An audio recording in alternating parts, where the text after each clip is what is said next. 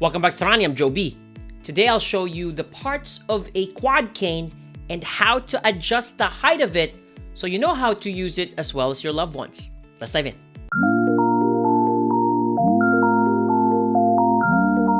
A quad cane, also known as four-pronged cane, is a walking device that has four small feet with rubber caps attached to a metal base.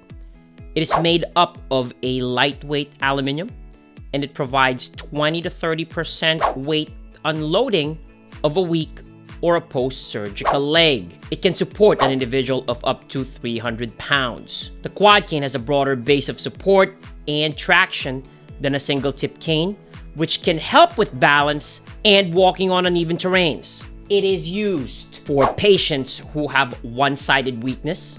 There are two types of quad cane, a wide or large-based quad cane that provides more balance and support but tends to slow a patient down during walking. On the contrary, there is also a narrow or small-based quad cane that provides less balance support but much better speed of walking. Parts of a quad cane include the hand grip for handling and active propulsion. There's also the height adjustment button to allow better posture while walking. The locking knob, along with the height adjustment button, allows the base to turn in such a way that the flat side is next to the lateral border of the foot to prevent the patient from kicking the cane.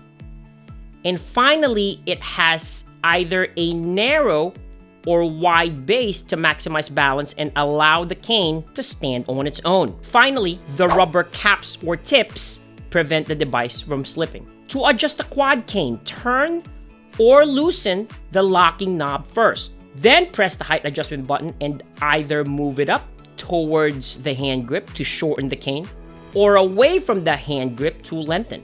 After that, press the height adjustment button again to twist the base in such a way that the flat side should be next to the lateral border of the patient's foot.